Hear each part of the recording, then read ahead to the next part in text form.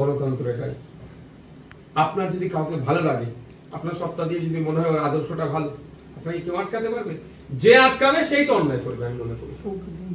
যদি তৃণমূলের আদর্শ কাউকে পছন্দ লাগে, তাকে তৃণমূল ভালো লাগবে। কাউকে লেফট ফ্রন্টের আদর্শ ভালো লাগে, সে লেফট ফ্রন্টে গ্রহণ করে। জাতীয় কংগ্রেসের আদর্শ অনেককে ভালো লাগে, জাতীয় কংগ্রেসে থাকছে।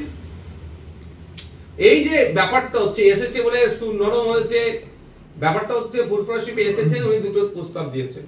আপনাদেরকে একটা ক্লিয়ার করে রাখি আপনাদের মাধ্যমে, একটা বাজে ফুরফুরাশিপ সম্পর্কে বার্তা ছড়ানো হচ্ছে, এটা আমি আপনাদের মিডিয়া আপনাদের মাধ্যমে সেই বার্তার আমি বিরোধিতা করছি।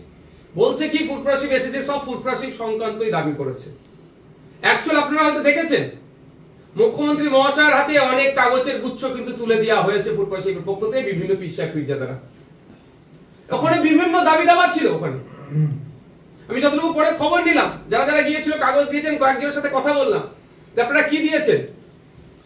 শিক্ষা, স্বাস্থ্য, কর্মসংস্থান সহ মৌলিক অধিকার, সর্বোপরি বাংলায় যেভাবে বাংলার আকাশে কালো মেঘ আসছে, সাম্প্রদায়িক মেঘ ছড়ানোর চেষ্টা করছে, মানে ছেড়ে যাওয়ার চেষ্টা করছে, এটা থেকে পরিত্রাণ পাওয়ার জন্য মুখ্যমন্ত্রীকে বলিষ্ঠ পদক্ষেপ গ্রহণ করতে হবে। সে বার্তা ফুরফুরাশিপ থেকে লিখিত আকারে দেওয়া হয়েছে।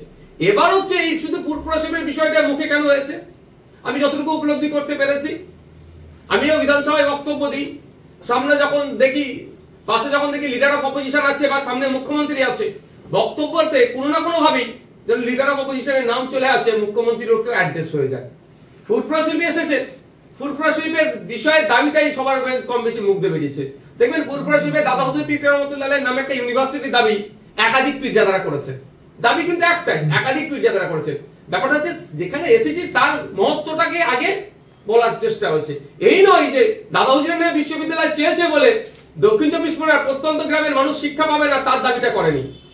কোনো দাবির মধ্যে লিখিত দাবি আছে, আমি জিজ্ঞাসা করলাম, পেয়েছি, যে যেভাবে স্কুলগুলো বন্ধ হতে চলেছে, এগুলো না বন্ধ হয়। এটাই ফুরফুরাশিপ। সম্প্রীতির বার্তা এখান থেকে দেওয়া হয়, ঐক্যের বার্তা দেওয়া হয়, শিক্ষার বার্তা দেওয়া হয়, সামাজিক বার্তা দেওয়া হয়। এবং হসপিটাল, যে হসপিটালের কথা হচ্ছে, শুধু এই হসপিটাল নয়, 42টা সুপার স্পেশালিটি হসপিটাল আছে। সেই সমস্ত হসপিটালে অনেক অভাব অভিযোগ, যাতে মানে পর্যাপ্ত পরিমাণে এখানে স্বাস্থ্য পরিষেবার সচল থাকে, তার দাবিও ওই চিঠির মধ্যে দেওয়া হচ্ছে, যেটা আমি শুনতে পেলাম।